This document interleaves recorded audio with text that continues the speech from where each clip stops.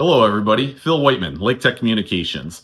I have decided to embark on a series of videos demonstrating Wi-Fi 7's capabilities, and to the best of my ability, go in and analyze each of the major functions that Wi-Fi 7 brings to the table. This is going to be great for home consumers as well as enterprise to talk about the things that are being positioned as 30 gigabits per second, the advertisements you see from vendors on the sides of boxes that aren't ever true. So this is a good one to do because there are some true things here. And I think after you see some of these demonstrations, it'll give you a much better visual understanding of what's happening in the spectrum, because we're going to do some spectrum analysis with the new Wi-Fi 7 enhancements that are included, like multi-link operation.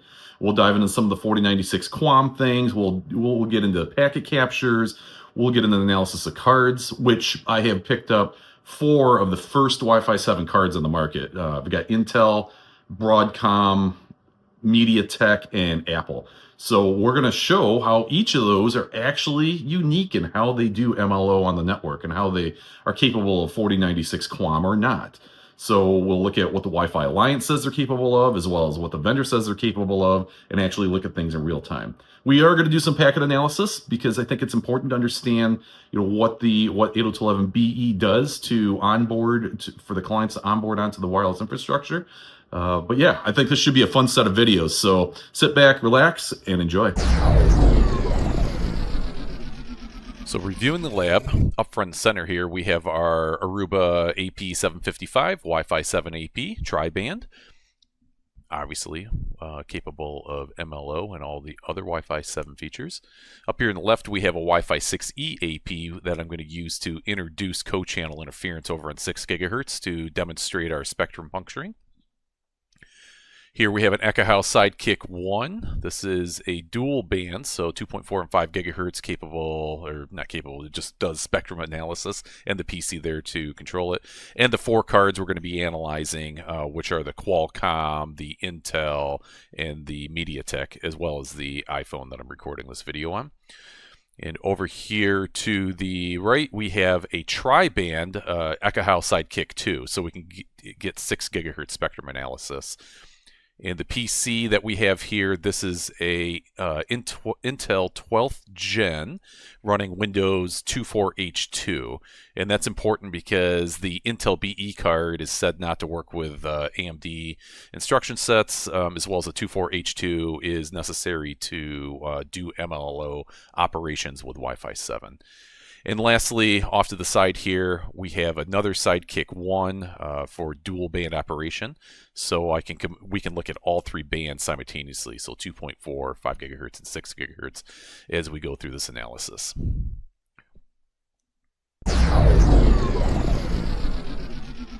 Let's go over some of the new and/or enhanced features of Wi-Fi 7. Aruba's put together this really nice reference card for us. So starting out, we have 320 megahertz wide channels in the 6 gigahertz frequency space. So this is double what we were getting from 6E or 6 in the 5 or 6 gigahertz frequency space. So this is great for home consumers, but not realistic for enterprise users. As we enable this in the enterprise, we're back to the state of 2.4 gigahertz, where we really only have 3 non-overlapping channels, and this doesn't make really good use of spectrum reuse. However, for the home user, this could be easily realized. Now, beneficial in today's market, do you really need 320 megahertz channels at the home? Well, do you need gigabit internet? Do you need all the other fast speeds? The devices will determine that in the future. So we also have static puncturing. So this isn't new, however, it is enhanced. So we're going to demonstrate this in some spectrum. But 802.11ax also had static puncturing or preamble puncturing. Or spectrum puncturings, lots of different words for it. But this is really cool technology, and we're going to be demonstrating that with 802.11be. 4K QAM. So we now have 4096 QAM in Wi-Fi 7, and as the screen indicates here, in Wi-Fi 6 and 6E, we had 1024 QAM, and 256 was introduced back in Wi-Fi 5. So this also is not realistic for the enterprise environment. You have to be really close to the AP to discern this. These are every bit in here, or every symbol, I should call it, in here is represented by one of these dots. So we have 4,096 dots we can discern out of the air at any given point in time. So that's a lot of energy to be able to try to derive, and you have to be really close to the AP to do so.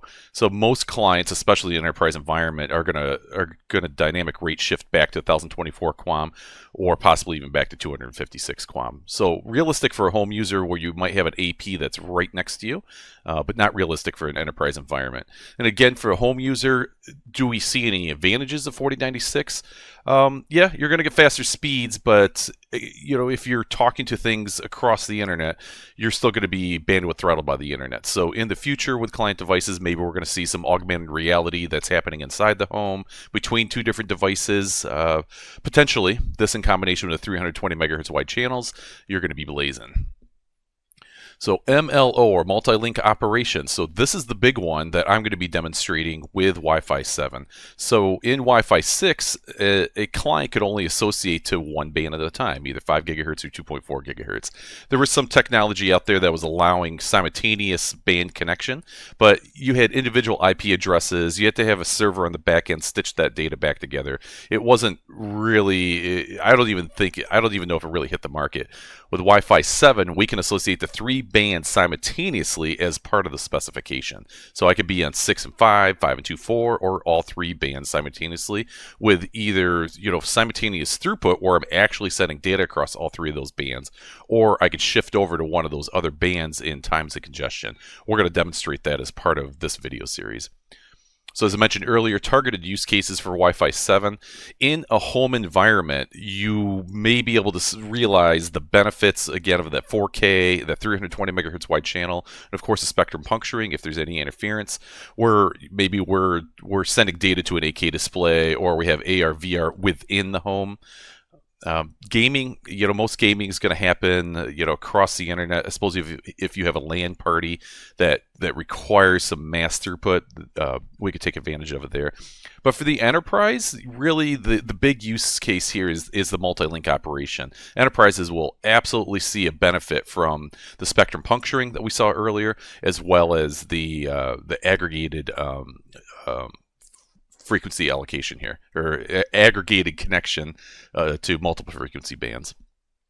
And I'll put a link to this documentation down in the notes below. But here is a comparison chart.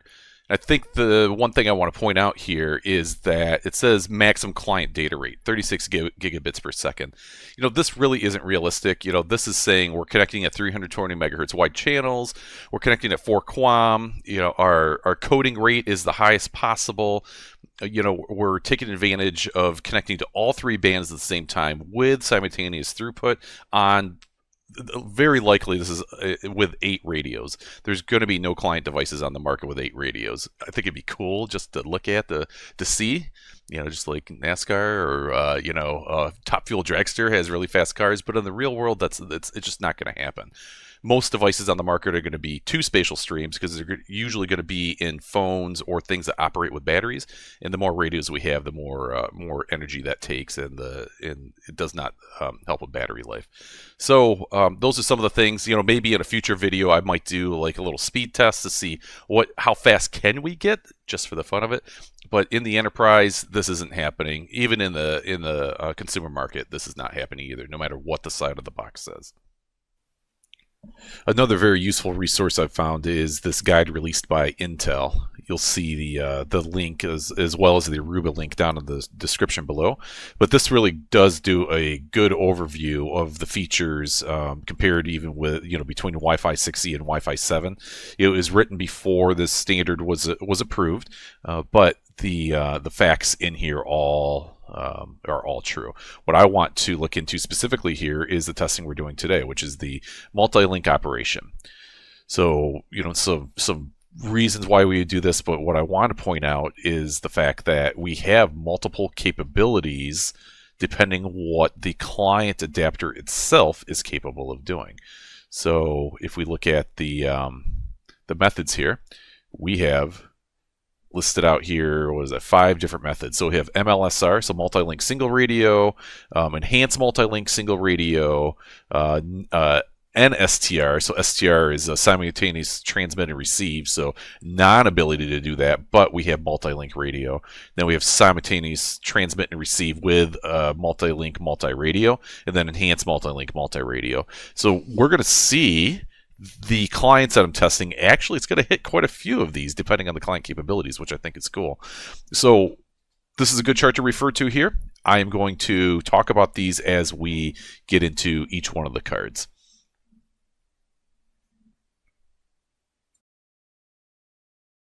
Before we get into our first client demonstration, let's look at the AP. So this is Aruba's flagship AP-755. In addition to what you see on the screen here, it also has Zigbee and Bluetooth radios for IoT support, dual USB ports for vendor ecosystem add-ons, GPS self-location with use of GPS and barometric sensors, fine time measurement.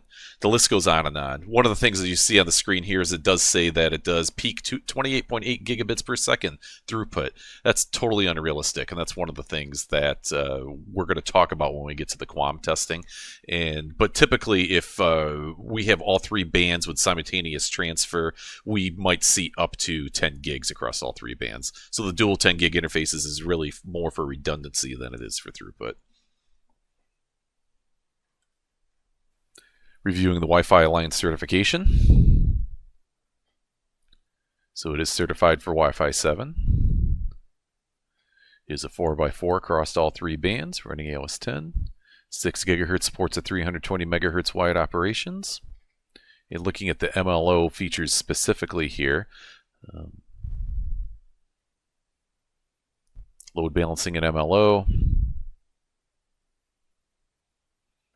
We have the multi-link reconfiguration, static puncturing, and STR. Looking good.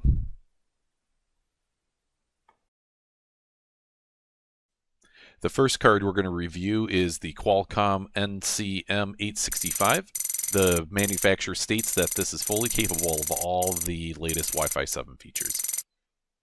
So reviewing the Wi-Fi certification here, we can see that it is the NCM865 external adapter, and it's certified for Wi-Fi 7. And if we take a look at those specific certifications here, we hit a 2x2 on all 3 bands.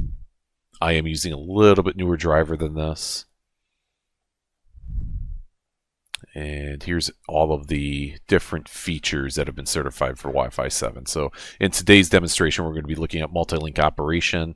So what do we see here for certification here? So EMLSR. So we can see it's the enhanced multi-link single radio.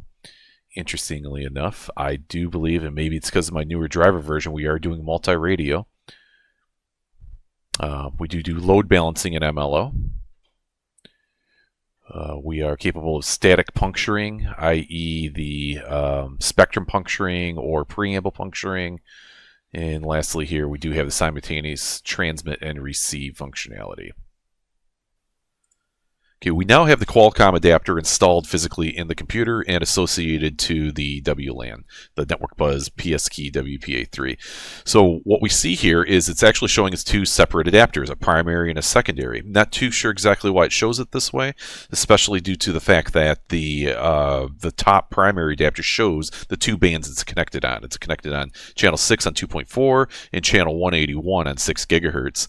We do see that they all are unique MAC addresses, though. We've got one starting A8, or 8A, 7A, and 9A down at the bottom. So 3 unique MAC addresses there. If we take a look at it from the access points perspective, at the top of the screen here we show the client association. At the bottom of the screen we're showing how the AP views the multi-link operation. So focusing here on the client association, again we're connected on 2 separate bands, and it's showing MLD, STR, MLMR. So MLD is multi-link device. doing the simultaneous transmit and receive with a multi-link, multi-radio adapter. So that's great. We should see this thing actually aggregate throughput on the two bands because it is running STR with multi-radios. And here's another perspective of the MLO operation from the access points point of view here. So awesome. Let's see this thing actually perform in real time.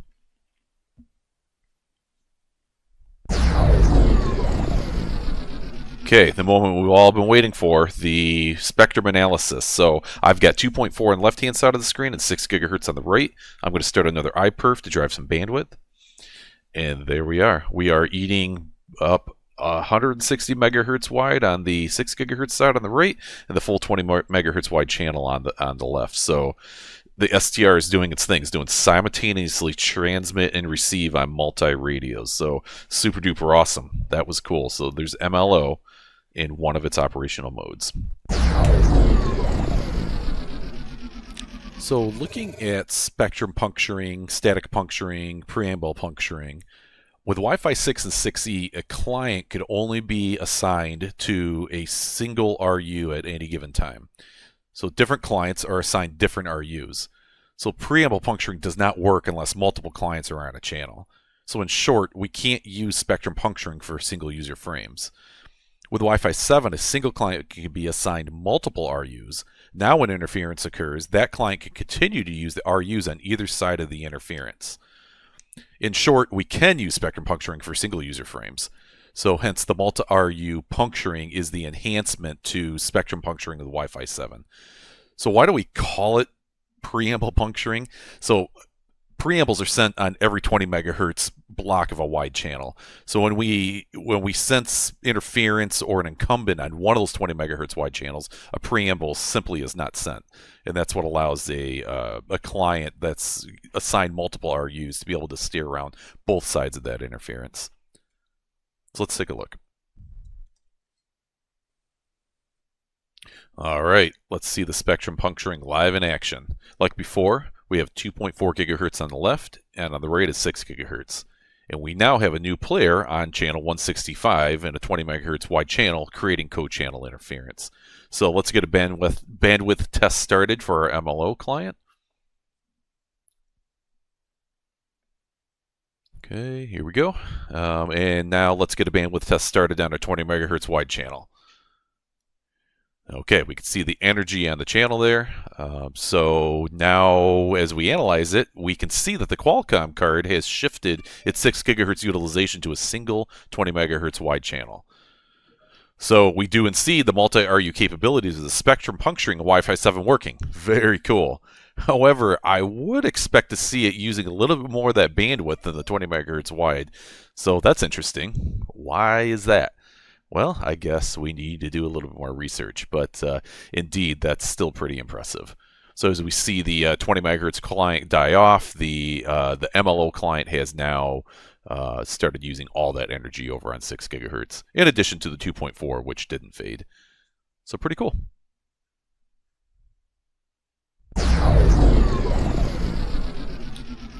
So in summary, MLO is one of the most important enhancements of Wi-Fi 7, offering seamless operation across multiple bands to increase throughput, to reduce latency, and overall give higher reliability. And for the consumer market, the 4096 QAM and the 320 megahertz wide channels will be important for future devices that are going to take advantage of augmented reality, virtual reality, just XDR experience overall. As soon as either internet bandwidth catches up or those devices are all talking to one another on your local network. So one of the things I didn't point out with these demonstrations is that my Windows 11.2.4H2 device could not form MLO when using a WPA3 enterprise network. So WPA3 is required for Wi-Fi 7. However, it's Wi-Fi 7 and 6 gigahertz. However, it wouldn't form MLO. It would obviously authenticate, but it wouldn't do multi-link device setup. So I'm not too sure what's going on with that. I did do a quick experiment with my iPhone. My iPhone did indeed form multi-link device setup with the AP on an enterprise network. So limitation in drivers, limitation in Windows, not sure, but if I figure that out, I will definitely post a follow-up video. So in the next series of videos, we're going to be taking a closer look at each one of these clients. In addition to the spectrum analysis, we're going to go into the packet captures and show how the beacon frames are advertising MLO capabilities, as well as how the clients are advertising back to the AP what they're capable of. So we're going to go through association, authentication, etc. So down in the notes below will be links to those videos, as well as all the reference documentation that we looked at in this video. So hopefully this was beneficial, and we'll see you in the next videos.